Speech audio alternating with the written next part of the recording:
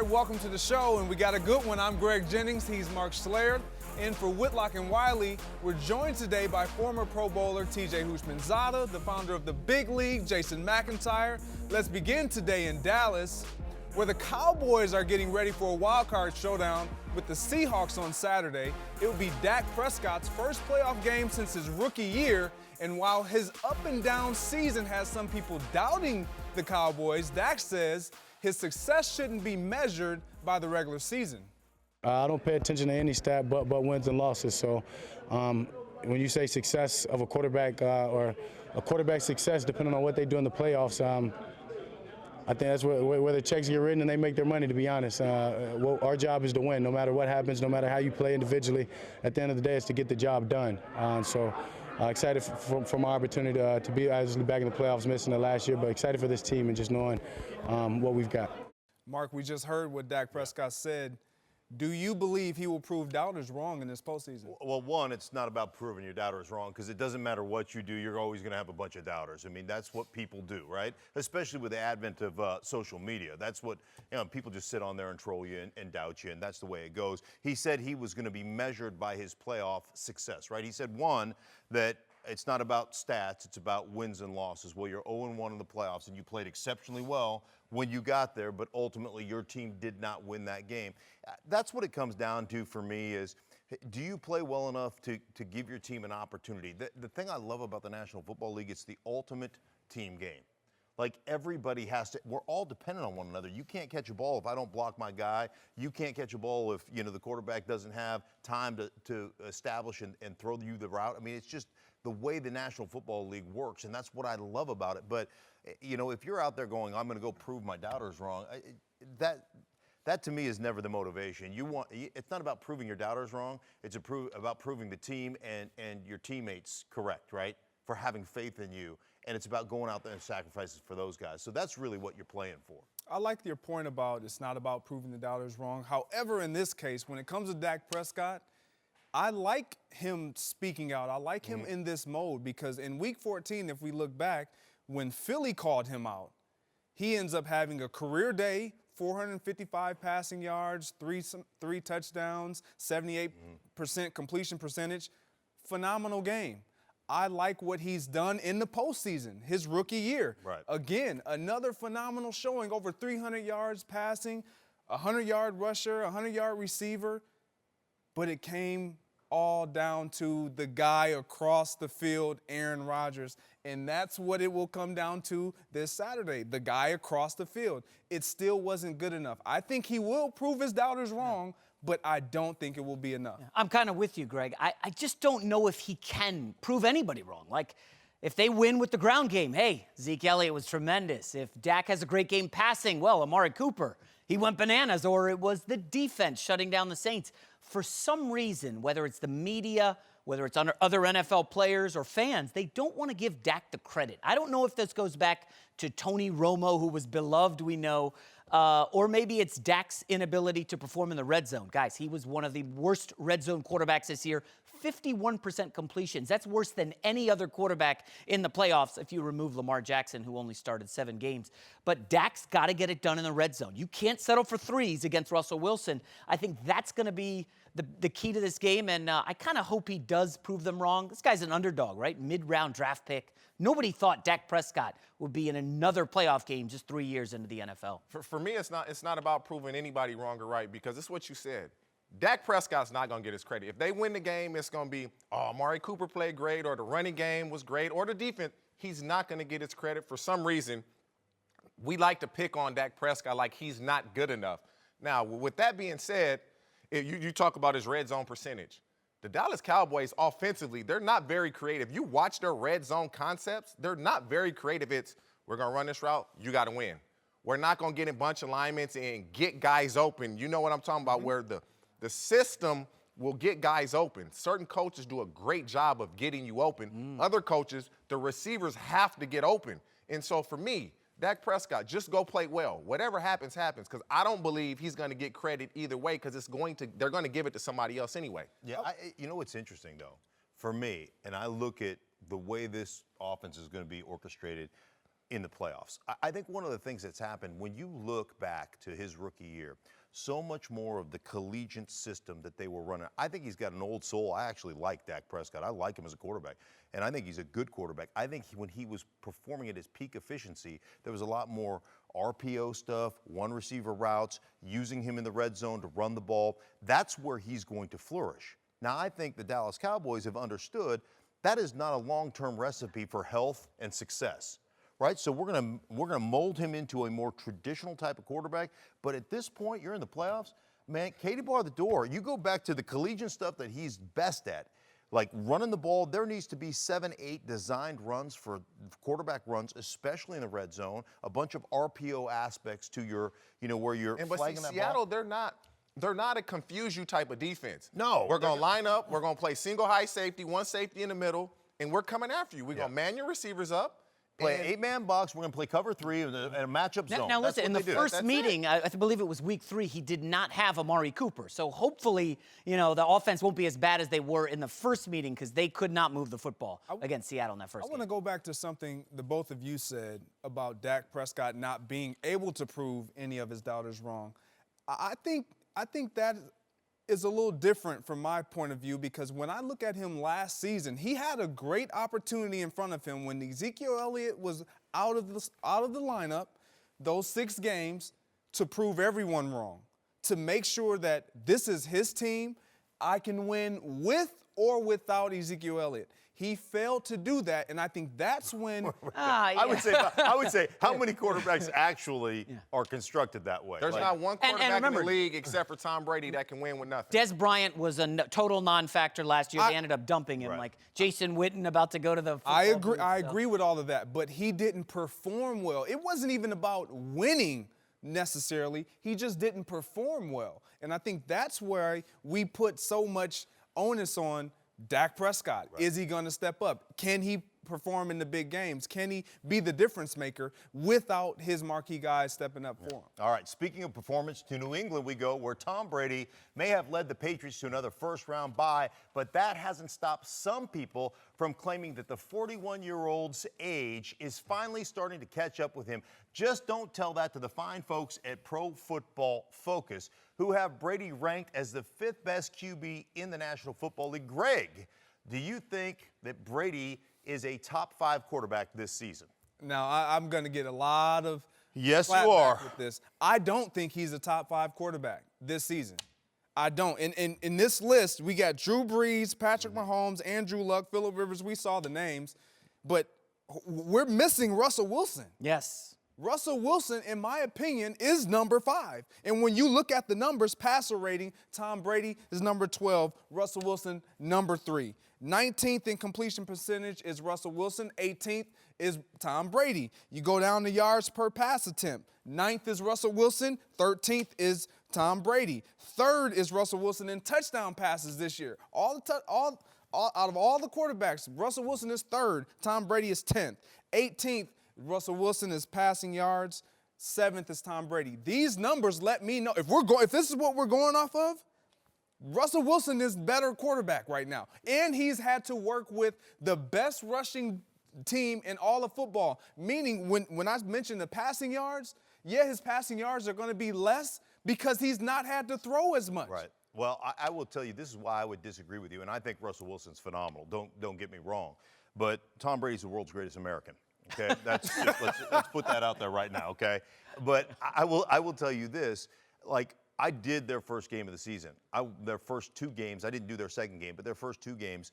Pete Carroll told me in a meeting, like we tried to make this a passing offense. That was our mistake. We tried to say, hey, this is the way we're going to be. This has to be run first. Basically control the line of scrimmage, open up your play-action game. That's where Russell Wilson's going to thrive. Russell Wilson was horrible in the first 2 games of the season.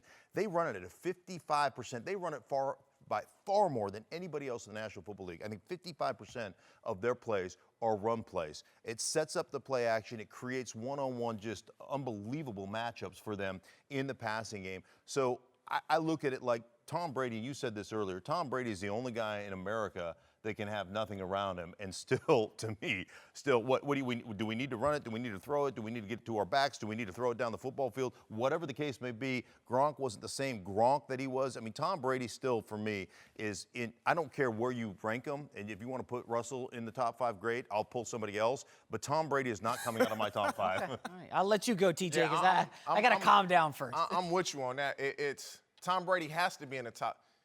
You just look at what he's working with. And I said this earlier. I went back and watched some tape of Gronk from 2011 and 12. Just watch him move then and watch him move now. It's Tom Brady. Like, you look at Russell Wilson. Anytime you go to a run-first offense, your own coach is saying, he ain't good enough to just throw the ball and win the game for us. Your own coaching staff is telling you, we don't think you're good enough to win the game with your arm.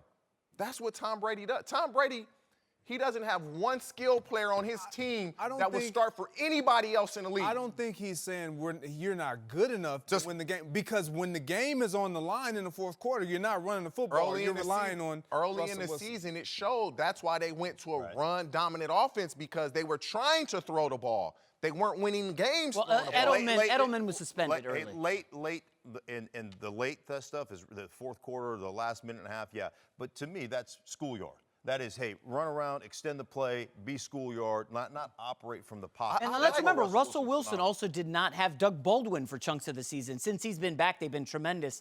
I think I'm with Greg here. Without question, Russell Wilson's above Brady. And again, if you just want to look at the pure numbers, and as you guys said, who they're working with, okay? How come Baker Mayfield doesn't crack this top 5? If you look across the board, his numbers, just the stats, with 3 fewer games, his numbers are right there with Tom Brady. And he's throwing to a guy at tight end who's nowhere near Gronk's level. Come on, man. No, wait. Come on, man. Look at the stats. You cannot go off years past. Gronkowski is not Gronkowski this year. Okay, fine. I'll give you that. Njoku is a baller. He also we know that. And Josh Gordon. He's a baller. Fine. He's a baller. I mean, if Josh Gordon was with the Patriots for half the season. He was tremendous. Okay, Edelman came back. Good receiver. Who's Baker Mayfield working with? Antonio Callaway? Really? Jarvis Landry? I'm telling you, if you want to go play-by-play. Antonio Callaway start for the New England Patriots? Of course. 100%. Of course. Would the Patriots receivers start in Cleveland? Absolutely not. Who? Serious. You're benching Edelman. Listen, Tom Brady has better receivers and he probably than wouldn't anybody start. on He'd be the third receiver. Look, I mean, Andrew Luck's guys aren't starting anywhere. They weren't even in the league. Inman was not even on That's another false statement that people make. Andrew Luck has nobody. T.Y. Hilton has been balling in the league for 5, 6, 7 years. Has he not? He has. He's throwing to Eric Ebron, a guy who was kicked out of Detroit. Nobody wanted him. Hey, but guess Inman's a what? receiver. He was drafted 10th for Hines. a reason. I mean, talent. so all of a sudden the Patriots supporting cast stinks? Is that where we're going? Is that what you really want to hang your hat on? Well, I will tell you this now, having called the Cleveland game, they are an incredibly talented football team. And I'm telling you, offensive line-wise, I would put their inside 3 guys. They're good. Shredder, Batonio, and their right guard, he's escaping my mind. But I would put their inside 3 guys against any inside 3 in the National Football League. So skill position, you think Tom Brady has not very good play. Is that what we're saying? Time out. No. If you're asking me, he does. Compared to other quarterbacks in the league, I'm just shocked. Drew Brees, you got a Michael Thomas. Patrick Mahomes got Tyreek Hill and Travis Kelce. Phillip Rivers, you have Keenan Allen, you got Mike Williams, you got Melvin Gordon. People want to say Gronkowski. Gronkowski is a shell of himself. Dude, did you see when they put him on defense? I had him on my fantasy team. He let me down. Okay? I watched Gronk way too closely this year. It happens to everybody. It's happened to Gronk sooner than you would have liked and you would have thought. But Tom Brady is, as he said, the world's greatest to win and do what he's doing with what he has. It's remarkable. I've got one last thing. One last point of order.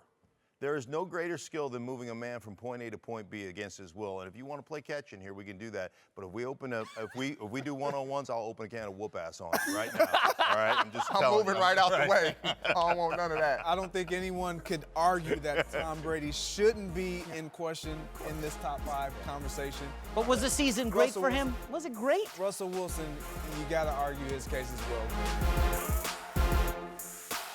Time for Big Story. Greg Jennings and Mark Schlereth in for Whitlock and Wiley. TJ Hushmanzada and Jason McIntyre are back.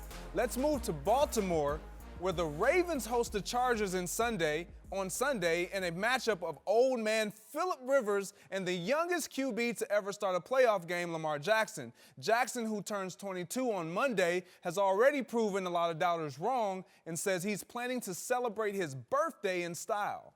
That win, I can taste it. It's like Thanksgiving, that food, sweet potato pie.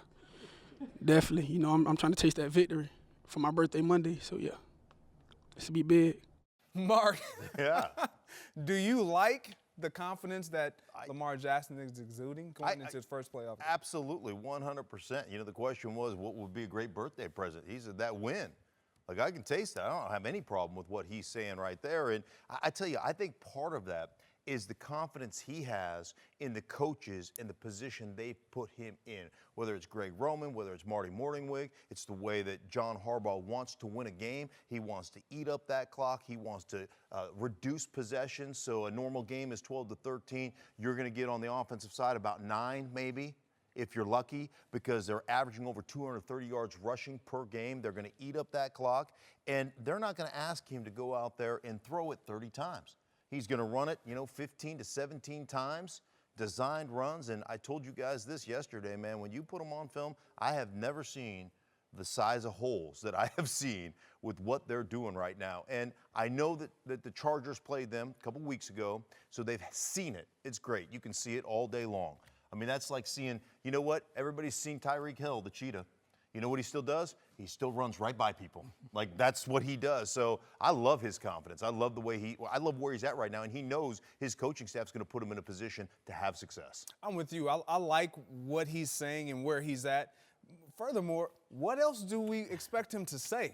Like, what you asked me, what would I like for a birthday present, and I'm going into my first playoff game. I would love to have this win.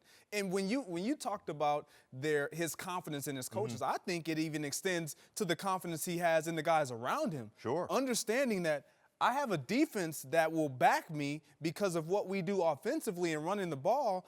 And we're like I look at the Baltimore Ravens, they're a bully, but in this analogy, I'm going to make them out to be the assassin. An assassin, you know what he's coming to do. You know what they're coming to do. The agenda, you see them coming. They have their knife, their weapon right in hand. It's just a matter of time of when they're going to pull that trigger and make it happen. Versus a sniper, where a sniper, a sniper's out there. You know what they're capable of, but they're not right in front of you, so you got to kind of duck and dodge. The Baltimore Ravens, you know who we are, what we do, and we have swag while we do it. You got to stop it. Now, we got 3 offensive guys here. And I just wonder, is Anthony Lynn, the coach of the Chargers, going to pull that clip and call his defense in and show them that to open the defensive meeting today? Hey, guys, look what the other quarterback's saying, that he's going to beat you again. Remember what he did last time? And I just wonder if, and again, I like Lamar Jackson a lot. I'm rooting for him. Dating back to the draft, I love everything about this guy. I just wonder if this is maybe something he did not need to say. Like, listen, man, you already beat him once. You're on a roll. You've won 6 of 7. Do you need to say that? I mean, obviously, yes, we like confidence in our players. We like confidence in our TV hosts. Like, I don't like bulletin board material the week of a playoff game when you know that defense is out for revenge. I think the bulletin board material is a little overstated. Like, okay, how about this? I'm a little uneasy about this game. I don't feel very confident. I just hope we can get the W. I hope the offense plays well. You see that, you like, bruh. Yeah. Every athlete is full of confidence. And if he acted that way, Anthony Lynn would show him that and say, oh, man, he ain't too confident. They don't think they have a chance of beating us. He's supposed to act that way. Show it. Is the Chargers defense or the offense going to play any better by what Lamar Jackson has said or not said? Absolutely not. They're going to come out there to play. I want every player that I'm strapping it up with, believe in yourself. You are the best at everything you do. We should all have that mentality, because if you don't, something is wrong. I love it. I hope he plays well. And every athlete that's going to play this weekend all believe their team's going to win, whether they say it or not. Should they say it? I guess that's the question. If you're asked the question, answer it how you feel and answer it honestly. To what you're saying, though, Jason, I don't mind what he said. I think with maturity, he'll understand how to deliver his message on whether or not could this potentially be something that lead to bulletin board material or will ignite the other team or throw fuel on the fire, so to speak. I think he'll mature into that. Andrew Luck's not saying that this weekend. Yeah, this isn't Andrew Luck's first go-round. I know. But how about this? You're going into a playoff game, Greg. The opposing cornerback says, man, I'm going to lock down Jennings. Whew, he's not getting anything on me. But he didn't say that. Oh, okay, but again, he said It something. wasn't that braggadocious. It wasn't. No, He that said nothing wasn't negative that. about Do you want bulletin board material? Put on the tape. That's all you got to do is put on tape, because here's what I love about the Baltimore Ravens. And these are the teams that I played on. And this is what I loved about our teams. We do what we do. And we just believe that we're going to bully you. We believe that we're better than you. We believe that we're going to out-execute you. So this is what we are. Stop it. Yeah, what do you got for us? Yeah. And you know what? All you got to do is put on the film. Because I'm telling you. You don't think Phillip Rivers believes this? You best believe Phillip Rivers, like, we're going to Baltimore and we're going to park them. I don't like the way they beat us here. We're getting them back. 100% he feels that way. Yeah. I love it. I like it. Of course. I don't have any issue with him. That Dudes is sponsored by Captain Morgan. Drink responsibly. Captain's orders. Greg Jennings and Mark Schlereth in for Whitlock and Wiley. TJ Hushmanzada and Jason McIntyre are back. Marcellus may not be here with us, but we've got another Big Ugly here to handle that dudes for us. Big Stink, what you got? I think we got that Big Pretty. Let's shuffle off. You know what? I said that. Okay, let's shuffle off to Buffalo, where the ultimate Buffalo soldier plays 13 seasons in the league. And you know what? When your defensive tackle nose guard gets to his last game, he announces it. Go ahead, get him the ball a little bit. Let's celebrate Kyle Williams right here. Nice stance, flat back. That's always good. Could have played offensive line. Now watch the Buffalo. Go ahead. That's Cameron Wake. Wham! Just knock him down. Put him on the ground right there. Now look at the route. What do you think? TJ, what do you think of that route? Greg? A little flat route right there. He could have used a little better swim move, but he caught the ball. Real smooth, though, when he catch a turn up. It wasn't catch bad. a turn, try to throw the stab. That's not too bad for that dude. There it is. I love it. That's Kyle Williams. How about we go up to Seattle and Frank Clark? I'm telling you what, the get-off this guy has on the defensive line of scrimmage is awesome. But we used to call this, as an offensive lineman, we called that the ninja move. And you know who it reminds me of? When you throw the ninja, that back arm, you catch somebody in the back of the helmet. Reminds me of this guy right here, Dwight Freeney. The ageless Dwight Freeney, even late in his career, he can still put you in the spin cycle right there, throw the ninja on the back helmet, on the backside of you. Now watch Holden here. Watch the get off up the field first. That sets up the offensive lineman. He's got to jump out there. Now watch that hand and that back arm catch you right in the ear hole right there and pull yourself through with that back arm spin move, the ninja right there. That puts Holden straight up in the spin cycle. Holden, you should have done what your last name said, and you should have hold him, right? Because you ain't blocking that guy. That is a beautiful, beautiful execution and move by Frank Clark. And then let's go to number one, who I think is the best football player in the National Football League, and that is Aaron Donald. This dude is a straight-up freak show. I want you to watch the get-off. First off, he's 2 yards into the backfield before anybody else is even off the line of scrimmage, beats the back and the quarterback to the junction point right there. This dude's got a rocket on his back. He's like Bevo. Special. You know, remember Bevo? And yesterday, the video Bevo, the Texas mascot right there? And these guys are a bunch of matadors right there, a bunch of Uggas on here. He comes off the ball.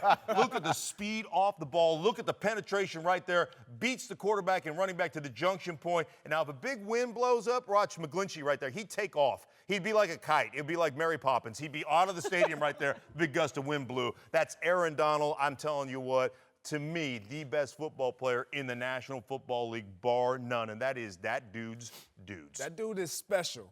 And that dude right there is very special. Appreciate you, Mark. Yeah. Let's return now to Dallas, where it looked like the Cowboys' turnaround in the second half of the season would be enough to save Jason Garrett's job. But now Adam Schefter says Garrett's future in Dallas isn't a given. If anything goes badly this weekend against Seattle on Saturday, it could be understand, and we can all understand why. I just completely botched that, but don't worry about it. Okay. Garrett has been in Dallas. Dallas head coach since 2010 and has just one playoff win, not exactly the renaissance Jerry Jones was hoping for this decade. Mark, does Jason Garrett need a win to save his job? Yeah, well, you know what's interesting about this? I mean, you certainly need a good performance. Maybe not a win, but you certainly have to have a good performance. But I think the thing that's interesting to me is Jason Garrett has never truly been empowered to be the head coach of this team. Like, he's been appointed, but he's never truly been empowered. And I think about this with the Dallas Cowboys right now. If there was an opening, if they decided that, hey, Jason Garrett has gotten us as far as Jason Garrett's going to get us, and we've seen this before from a player standpoint. We saw it in Minnesota. Hey, you know what? When we looked at the quarterback situation in Minnesota last year, Case Keenum's only going to get us to this point. We've got to get somebody else in there to get us over the top, to break through that kind of quote-unquote glass ceiling. If you feel like Jason Garrett has gotten you as high or as far as he can get you, and he can't get you a playoff win, right now, if they bounced Jason Garrett out of Dallas, where would they be on the hierarchy of best jobs available, right? They'd be right there with Green Bay. They'd be right there. When you look at the talent, maybe the best young linebacking core in football, a great defensive front four, really good back end, one of the best offensive lines in football, the best back in the National Football League from a pure running standpoint.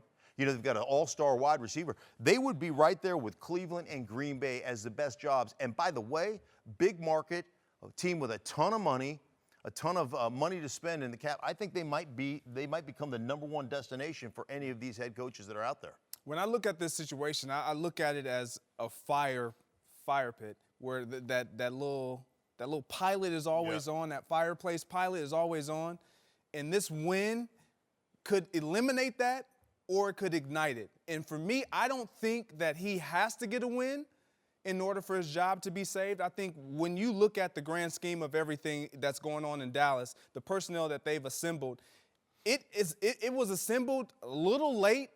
Yes, defensively, they established who they were identity-wise. Offensively, they're a running team, but they acquired Amari Cooper late in the season to mesh with Dak Prescott. Give Jason Garrett a full offseason, OTAs, training camp, to really nurture these guys and see who they can really be coming into the following year. I just think that this game doesn't decide whether or not he'll be the head coach. Greg, I'm going to have to make you got to get off the fence, buddy. I mean, is he in trouble or not? I'm telling you, if they get blown out here, I don't think they will. I like Dallas in this game. But despite how close Garrett is to Jerry Jones, you hear all the stories, you read the articles, they're tight. I mean, Jerry thinks of him like a son. That's how long they've been together. But you do wonder if this is a 27-6 game and Jason Garrett's floundering in the red zone. We talked about that earlier. I do think he could get fired. I would put it about 25% chance that he's fired if they get blown out. I was on the fence. I mean, 25%. That's a number. I put a number on it. Because you put a number on it. Yes, that's much more than wishy-washy. Now, is this job attractive to the top upper echelon head coaches? Because you know Jerry Jones is going to micromanage you.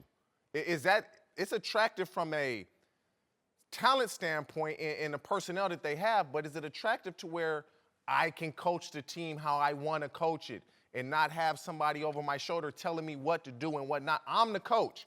Is it attractive from that perspective? If they get blown out, he needs to go. They have the better roster. If he gets blown out, you got Jerry Jones looking at it from this perspective.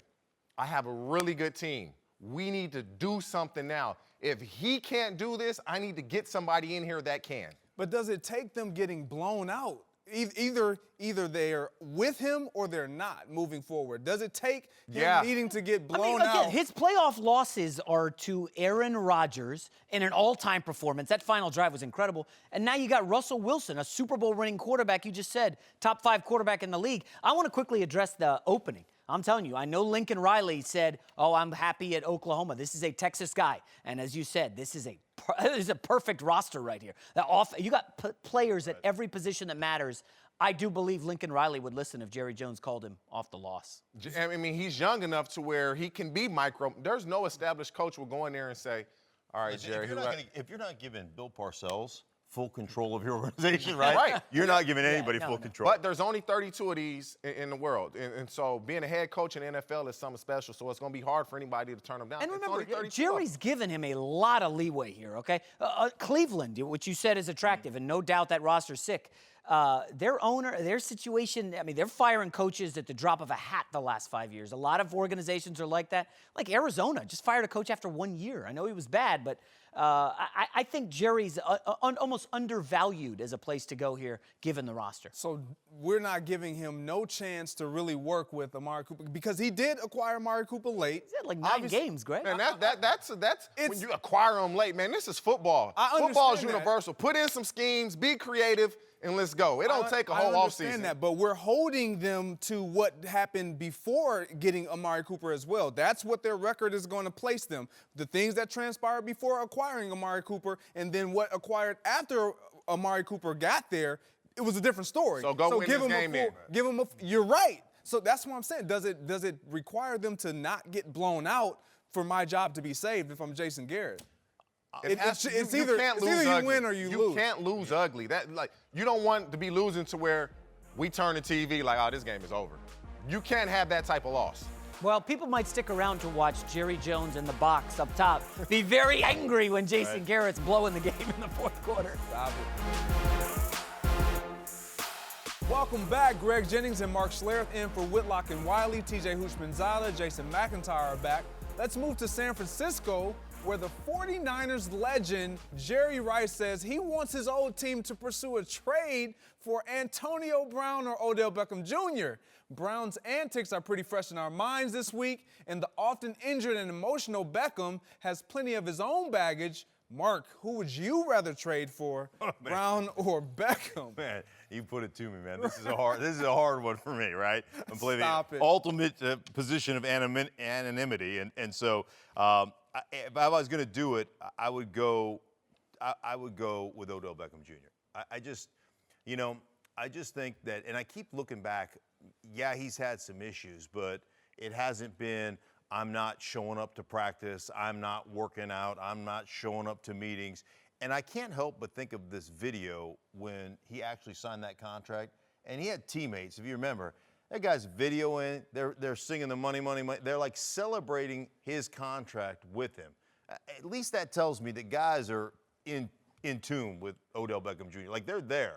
Like, Antonio Brown feels like that family member to me that keeps on breaking the family rules and keeps on acting out within the family, and to the point where you get to finally going, hey, you need to move out of my house, right? You cannot continue to do the things you're doing in my house. Like, as a father, you get to that point where you're nurturing your kids and you're forgiving them for mistakes and you're trying to coach them up and you're trying to do, and eventually you get to a point where, like, if you're going to behave like this, you can no longer live in my house. And I feel like that's where Pittsburgh is with Antonio right now. For me, I'm with you. I'll take Odell Beckham all day. And it's not about the stats and the numbers, because they both put up numbers. They both, given a great quarterback, will light the NFL on fire. But for me, when I look at Odell Beckham Jr., personally, I feel like he's gotten a bad rap. And some of it he's brought on himself, but some of it, when you look at it, it's frustration at who's throwing the football to me. With Antonio Brown, it's sure like selfishness.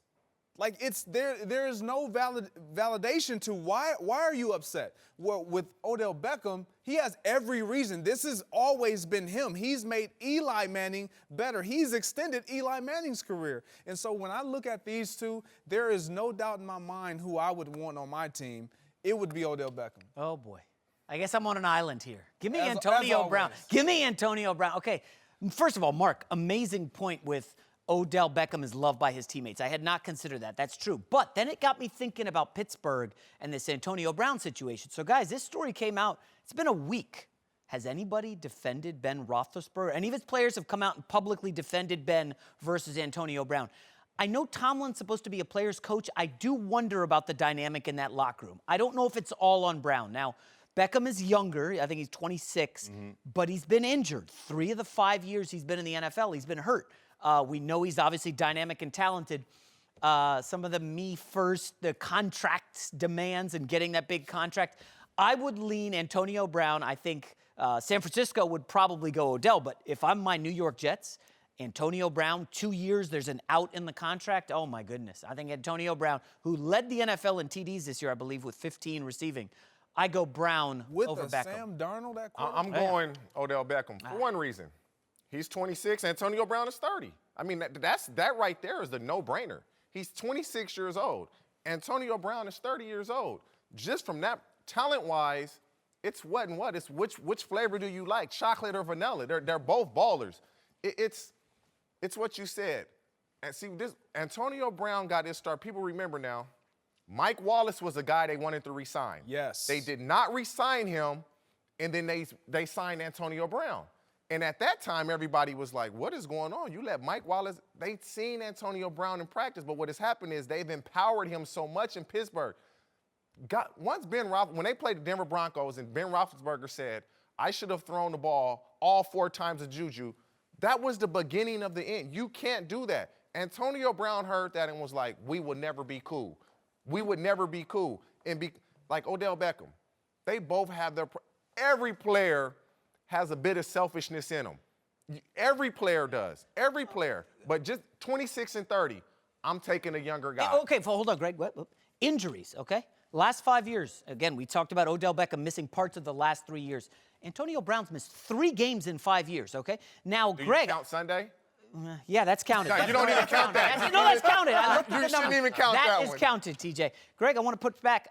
You mentioned Odell has, helped Eli's career here at the end. You know, Eli statistically had one of the best seasons of his I career do. without Odell Beckham this year. I mean, Wait, Beckham was hurt. Beckham was hurt a lot of the year. Listen. He missed half the season. When you are getting your butt whipped the whole game, Oh, you're going to throw for a lot of garbage yards at the. Hey, how The many games have you completion played in? percentage, TJ, was how many higher than 100-yard almost games ever I had before. when we were getting beat? And I get like 60 yards on the last drive because they're garbage yards. They're fluff. One of the completion percentage numbers, and one of the reasons, and this is why statistics always drive me crazy, is they get elevated. How many catches did Saquon Barkley have? Yeah, a lot. About Smart. 85. They don't need Odell Beckham, Mark. 89. They don't need. You got to go with what works. But for me, when I look at Antonio Brown and the frustration where it stems from, is he knows that that Pittsburgh Steelers organization, he knows what they do.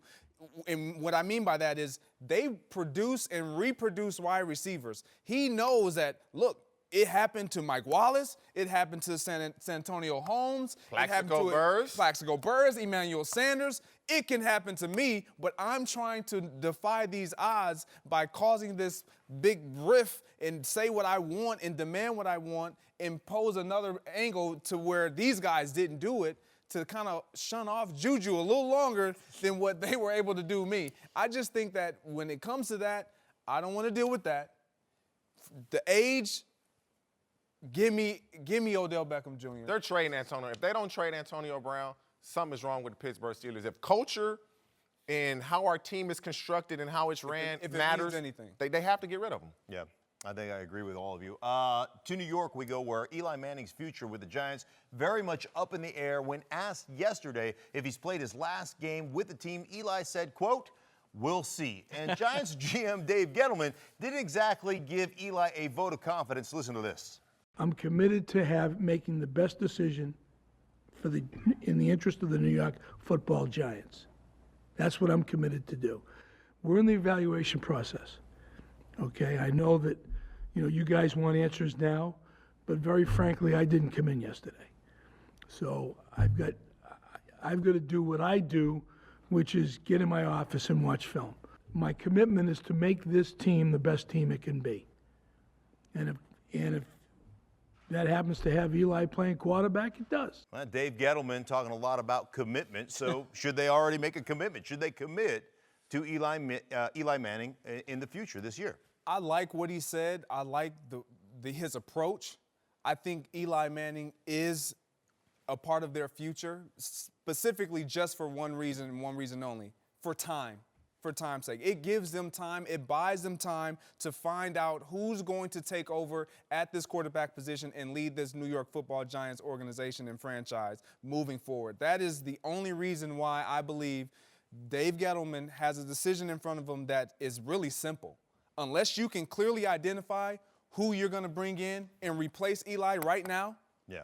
Eli's your guy. I mean, here's what I would say about that, and I'm with you 100% because I look at it like, okay, who's out there? We're going to go out and get 11-year veteran Joe Flacco, who's hasn't had great seasons and is hurt this year and got replaced by, a rookie? Is that where we're going to go? Is it Nick Foles, who's really only had he's had a couple of playoff runs last year.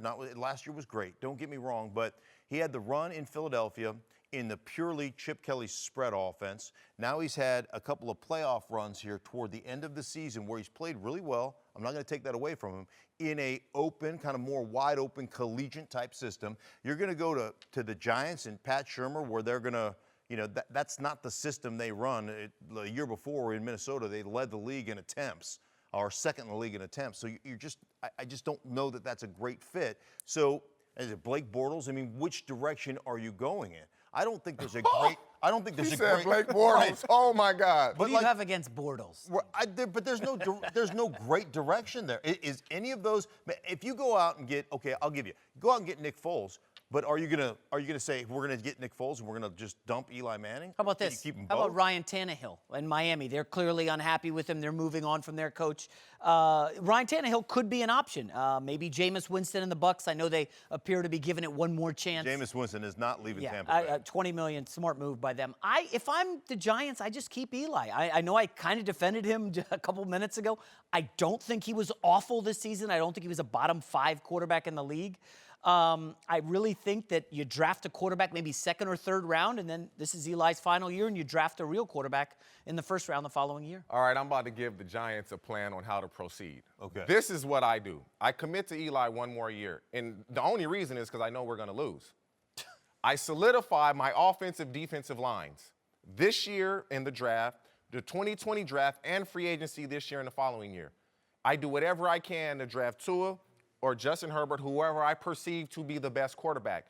The way the NFL is going now is it's showing if you have a great team around a rookie quarterback or a young quarterback on a rookie contract, you can be very successful. Patrick Mahomes, Jared Goff, Mitchell Trubisky, Deshaun Watson. You can go on and on. Carson Wentz. That's the way the NFL is going now. Solidify your offensive, defensive lines. They already have a running back. They have the receivers. Solidify those guys up front. Draft a rookie quarterback, whether in the 2020 draft, whether it's Tua or Justin Herbert, and you got a chance for the next 5 or 6 years. Let me push back on that, and that's a great strategy. But TJ, try to sell that to Pat Shurmur. Do you know how bad they have to be to draft Tua? Because he's a top 5 pick. You basically are saying, Giants, hey, let's just tank next year and get Tua. You do whatever you got to trade picks to get. You talking about bringing Tannehill. You're going to be bad anyway. No, you talking about draft a second or third round quarterback. You're going to be bad anyway. They can't be bad and get Tua because Shurmur knows, shucks, man, we weren't good this year. If I win 3 or 4 games next year, I may not be here. But if you try to solidify that line, they won't be. Yeah. If you solidify that offensive line like the coach did with Andrew Luck, he'll have more time in the pocket. He'll have some success. I like where you're going. I don't love it because of Odell Beckham. With his frustrations already with Eli. Well, we already traded him to San Francisco. with his frustrations already with Eli, you bring in a young guy who can't get him the ball the way that he wants to have the ball. That's going to create even more frustration. If you're winning games, this is where the NFL is going. I mean, nobody thought Carson Wentz would come in and do what he did. This is the way if you get a good creative coach, Odell Beckham will get his targets. Now, will he get 120 catches? Maybe not, but you'll get 90. That's more than enough. Maybe. Welcome back, Greg Jennings and Mark Schlereth in for Whitlock and Wiley. Jason McIntyre is back, and we're now joined by NBA champion Dante Jones. Let's move to the Staples Center, where the LA native Paul George got booed by Lakers fans last night. Not that it slowed him down at all. George scored 37 and led the Thunder to a win, with LeBron James missing his 4th straight game. But for some reason, LeBron actually chose to watch the end of the game from the tunnel with Magic and GM Rob Pelinka instead of on the bench with the rest of his team. Now, normally, I would throw this to you, Dante. I would. Yeah, you got it. But I got to weigh in on this really Enjoy. quick. Yeah, please. I absolutely hated this decision by LeBron James. I absolutely hated it because he's still in uniform. You're still a part of the team. I get it. You got a lot of strings that you can pull, and you got a lot of say. But if you're in with me, you're in with me. You're on the court with me, you're on the court with me. Don't judge me. Don't talk about me while I'm playing. Help me while I'm playing. We still have an opportunity to win ball games, and you're not even on the bench. If I'm a young guy and you say, I like the young guys that we got on this team, I think we can do some special things, got a lot of talent. Well, I need my guy. I need the guy who we lean to, who we want to look forward to or look to give us some insight on the end of the bench, but he's not even there. He's not even there. He's with the general manager and Magic Johnson. Right. And why? Why? Because the trade deadline's 5 days away. And when you have a managers meeting, for crying out loud, you need all the managers there. He's part of management. 5 weeks away, the trade deadline. I'm not with that, Mark. Right? He's down there. They're having a manage. He's in charge. He's with the president. He's with the GM, and he's the grand poobah of all things basketball. There's other times you can do that. I think we take some things out of context. Do we know how he got there? Do we know if he went to the bathroom and Magic tapped him on the shoulder and said, you know what, Bron, what do you think about this? What are we seeing out here? Like, he's talking to an all-time great who happens to be the president of the organization that he plays for.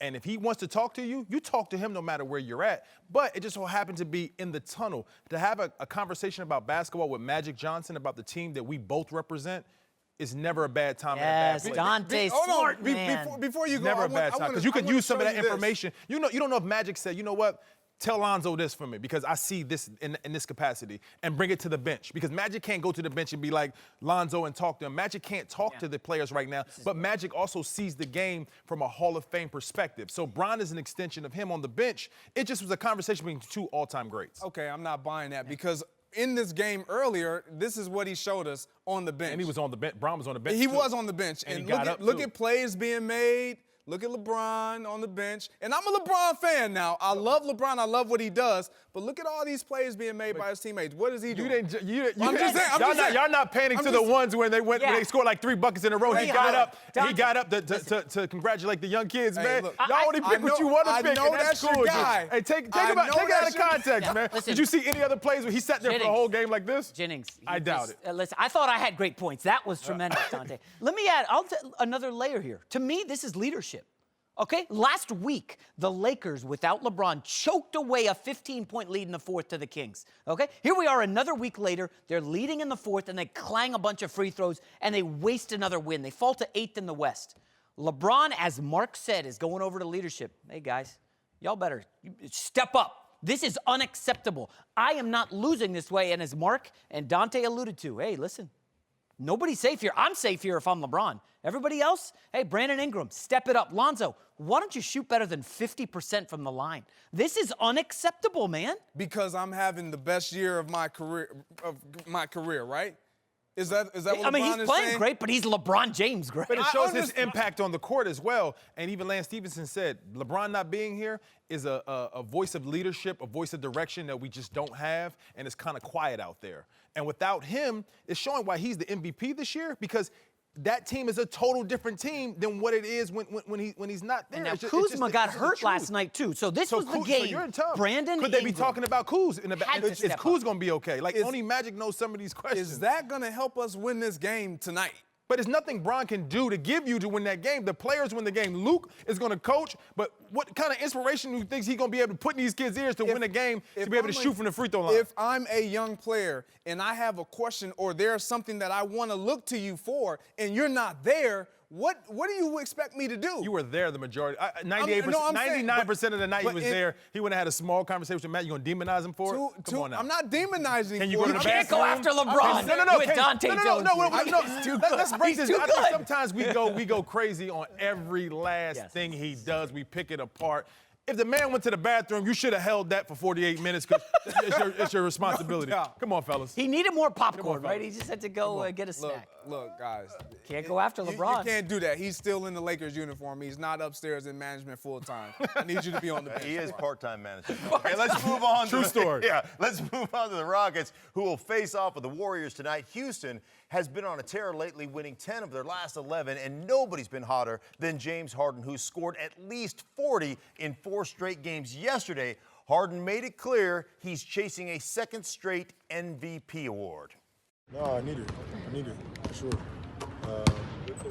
and I'm going to get it. And so, individually, got to bring it every night and making sure that guys that are around me and our locker room is on the same level. It's a great feeling, but individually, like I said, I got to make sure I'm on my A game every night, and that's not scoring. That's just being a leader. That's making sure that I'm communicating with my guys and we're putting ourselves in position to win games. All right, Dante, is Harden too focused on individual accomplishments? No, because he knows an individual accomplishment leads to organizational success. The last time I was an MVP, what were we? Number 1 in the West?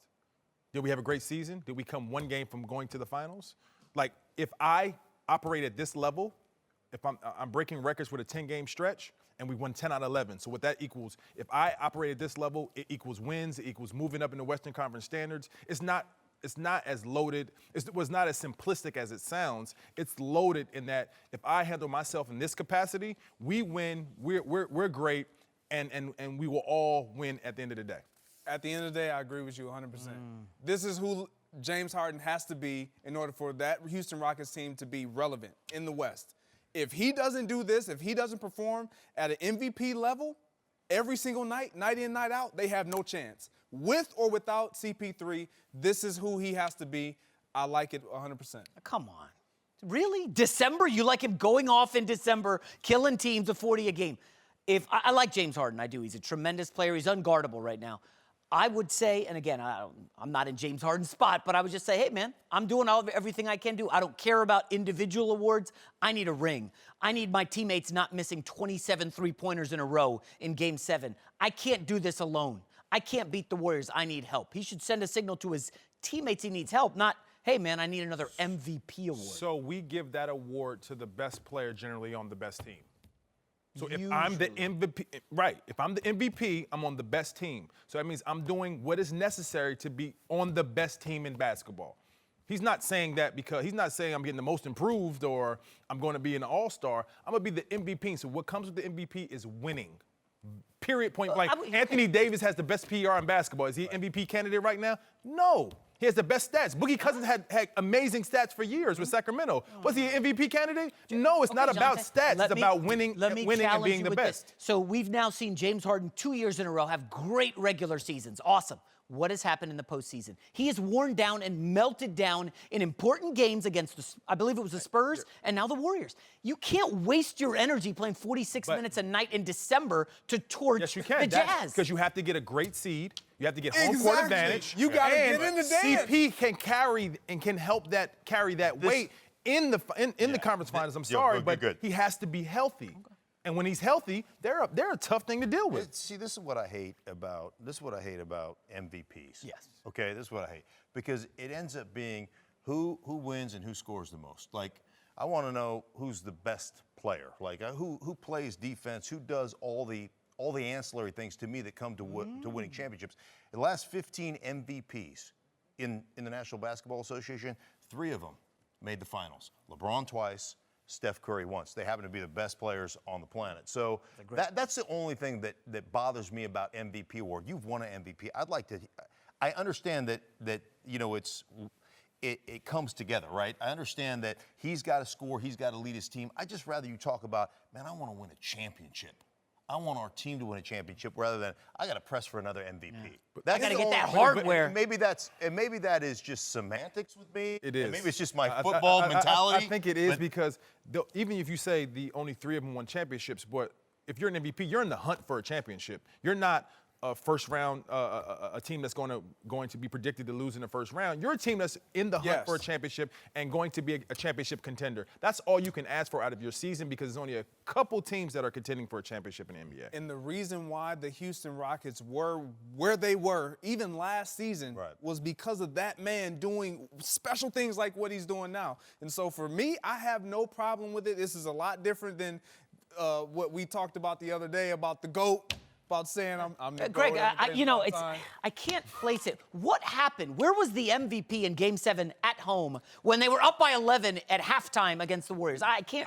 Okay, time out. It's 2 different seasons. The regular season, the first round, the second round, conference finals and the finals are all different styles of basketball. So he has to adjust, and it takes time to learn how to win a championship. It's not something that you just translate because you don't know how physical it is in the conference finals until you actually get there. And then you don't know how physical it is in the finals until you get there. He's been to both. He knows about both. But he needs help. You need a team. You need a secondary person that can take that pressure off. Why not say that instead of say, oh, I need another MVP? Because right now, I don't have Chris ready. He's not available to me right now. You're asking me a question in the moment. While they're getting hot. We need to start asking the media about the questions that they're asking rather than the way people answer them. That's fair. Basically, what he's telling you is James Harden is that dude, and if that and respect him for LeBron's what the he's doing. Your buddy Bottom LeBron line. is the MVP. We talk about James Harden right now. We ain't talking about LeBron. He's doing his one of us thing. now, though. And I respect it. Let's ask the right question. 27, Mark. 27 straight misses in Game 7. Coming At up. home. Welcome back. Jennings and Slayer in for Whitlock and Wiley. TJ Hushmanzada and Dante Jones are back. Time for Antisocial. Our social media manager, Darnell Smith, is here to guide us. What you got for us, Big Darnell? Big Swole, man. That's my new nickname, Big I guess. Swizzle. All right, man. Starting off with Antonio Brown, who appeared on a new Fox TV show called The Mad Singer last night. But that's not the main reason he's been in the headlines this week. Not that AB seems bothered about all the noise. Yesterday during Mike Thomas' news conference, Brown was joking around on James Harrison's Instagram story. He posted this cryptic message on his own Instagram account and even unfollowed the Steelers on all social media. Guys, AB's acting like a straight-up troll here. Y'all think is he going to come back to haunt him? Oh, yeah. Yeah. Oh, yeah, I think so, man. I think when you step outside too far, you either gonna go step out in the cold or you're gonna step out and get burned. And one of the two gonna happen. He gonna freeze by himself or he gonna burn by himself. That's the only way I look at it. I will disagree with you on this. I think he's doing exactly what he wants to do, is to get bounced out of Pittsburgh.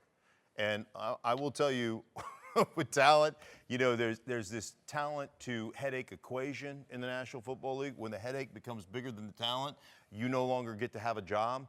That talent is so supreme, he's so gifted that somebody, and I know this about coaches, you think the egos are big downstairs in the locker room, walk upstairs.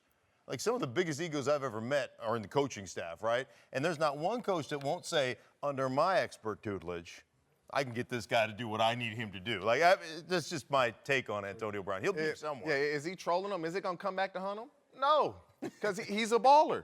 He doesn't want to play in Pittsburgh any longer. That's bottom one. You unfollow, and it's not a big deal. That's a big deal. Yeah. He don't want to play in Pittsburgh. It looks like Pittsburgh don't want him there. They need to move on. They'll still have team success. He's going to have success because his talent is far greater than his personality. Right. And once that's reversed, he'll be outside of football. That's when he'll burn or freeze in the cold. You have a leash. You have a leash when you have talent. And end of the day, he's not doing anything destructive to anybody else. He's not in trouble with the law. He's just using his personality to get what he wants. And I think he'll find a team and he'll be able to maneuver and be happy, and I think both sides will move on. All right, what else you got for us, Darnell? All right, man, sticking with this story, players across the league are already trying to recruit AB to their teams. Jarvis Landry posted this Pro Bowl picture of him and AB together. Fellow Steelers cast-off Le'Veon Bell asked him which team should they go to next. Uh-oh. Jets safety Jamal Adams tweeted out how much he would be appreciated in the NYC, and Niners tight end George Kittle acted like Jacoby Brissett, shouting out Sandra Bullock with this simple, sup? All right, do these guys look too thirsty here? Hey, no, this is all fun. This is like, look, hey, to your points, like you just said, you want out of there, we want you over here. Right. Like, hey, they're garbage, our treasure. Let's come over here. Let's make this happen. Here's my only thing though. If I was an all-star tight end and you and I were playing together, and you're playing receiver and I'm an all-star tight end, and somebody like Antonio Brown gets on the market and you and I are tight, and I say, hey, what's up, man? You want to come over here and play? We can replace Greg. Like, I mean, you know what I'm saying? That's the only thing that bothers me a little bit. For me, go to the Jets. They have the cap space. They got a rookie quarterback, Sam Darnold, Le'Veon Bell, AB. Man, this is players having fun. What we should have had was James Harrison, why don't you FaceTime and make this live on Fox right now? What y'all really talking about? Mm-hmm. But it's the players having fun. When you're a good player, everybody wants you on your team. Yeah. And so AB's a baller. He probably has about 3 to 4 years of still balling. And there you go. They want him on his team. Game recognized game. When the players want you, then that's when you're valuable. And the players should speak up if they want to win and they want somebody that think they can help them advance to the championship. So I think he moves the needle in football like that. If you add him to your team, he's a weapon that can bring you to a He championship. just changed his Instagram to AB and then put in quotations, always balling. What else you got for us, Darnell? All right, man, back to a game you guys discussed earlier. Paul George played against the Lakers at Staples Center for the first time since re-signing with the Thunder, and the fans let him have it. From pregame until the last whistle, LA fans booed PG every time he touched the ball. There seemed to be mixed feelings about it on social media, but one guy tweeted out that he thought it was petty. All right, I'm a Lakers fan myself. I thought the booing was unnecessary, but I want to ask a guy who played in the league. So, Dante, what do you think? I think it was petty on a Lakers fan's perspective, but I understand why it was petty because you have an LA kid who has one of the only opportunities to be a Laker, and they thought that you would come home and lead the charge, and they're upset. But I think it should only go down for one time. It shouldn't be a consistent thing. You boo Paul George. You don't respect his decision, which is fine as fans, but you move on and you just concentrate on your team that you have right now, which is in a little bit of trouble. I love it. I love sports hate. Sports hate's a great thing, right?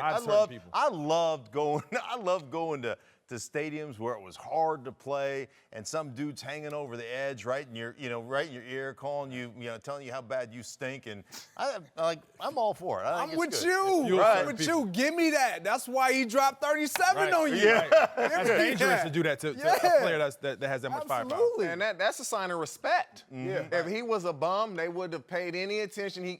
It's a sign of respect. We really wanted you to come play with us, bro. Why'd you do us like that? So we gonna let you know and boo you. That's a sign of respect. For me, I'm sure he probably was like, damn, y'all gonna boo me the entire game? All right. Hey, I was warming up in New England, in the end zone, warming up before a game, and I had one dude in the back of the end zone going, Skalillareth! You're a bum! The whole game, and I was like, that is great. You don't even know my name. This is awesome. I love it. I think it's great. What else you got for us, Darnell? All right, man, last but not least, this morning on First Things First, my guy Chris Carter was talking about Mitch Trubisky ahead of the big playoff game this weekend. Take a listen. Mitch Trubisky he's a better athlete, probably than Dak Prescott, definitely, but on the level with Russell and not as good as Deshaun Watson, who is a super-duper athlete, but that is the type of athletic ability Mitch Trubisky has. All right, y'all comfortable with Chris putting him on the same sentence as Deshaun Watson and Russell Wilson? When he's talking about athletic ability, I've been around Mitchell Trubisky. He's athletic now. He might be a white boy, but that boy can go. He has everything that he needs to be successful at that position. He just needs a little bit more time. Yeah, listen, he is a phenomenal athlete, and when you watch him play and then you watch Matt Nagy and the design, they use him outside the pocket. They have a bunch of boot keep stuff. That's the way they use him because he is that athletic. So he's one of the best running quarterbacks in the league. I would venture to guess before Lamar Jackson started playing, he was probably leading the league or close to it as far as quarterback rushing is concerned. The guy is a great athlete. Having athleticism and being an athlete is two different things. Like, he's fast, but laterally, he's not moving like Deshaun Watson and Russell Wilson. He can straight line go, but you have to differentiate. He has great athleticism to he's a great athlete. Those are two different things. Is he a good athlete? Yeah, but Russell Wilson has shown us he can play football and baseball. Right. Deshaun Watson. So I wouldn't put it on that, but yeah, to me, it's two different things. It's athleticism and being an athlete. Totally agree with you. Like, he has to differentiate himself from the other athletic quarterbacks. And is he on their level? No. He is athletic, but he's not the supreme athlete as them. All right, appreciate you, Darnell. We got to go.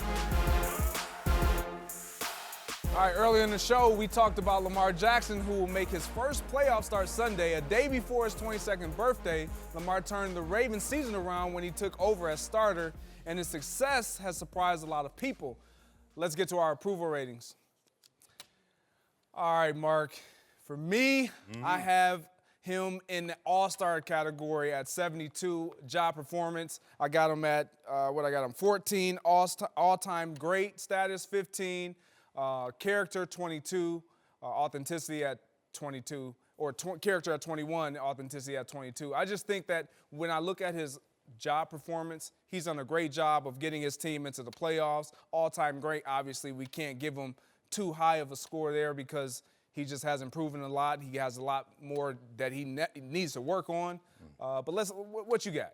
All right, so I'm going to go job performance first and foremost. I gave him a 20, much higher than what you gave him. And I gave him the 20 because what he's asked to do is run the ball 17 carries a game. If you extrapolated that over the course of a season, there'd only be one running back that had more carries than him, and that'd be Ezekiel Elliott. And then when I start looking at all-time great status, he's not there yet. He doesn't throw the football, but everything else I gave him 20s on. So I've got him in the same vicinity as you have him right there. So the guy has been absolutely unbelievable getting them into this playoff run and getting them into that offense that he structures and that he can run. So I think I look at that all-star category. There's no question in my mind. Yeah, I think that's fair. I see your 20 for his job performance. I find that hard to give him that high of a score because he hasn't proven that he can throw the ball as effective. They don't need to throw the ball. You're right. You're right. You're absolutely right.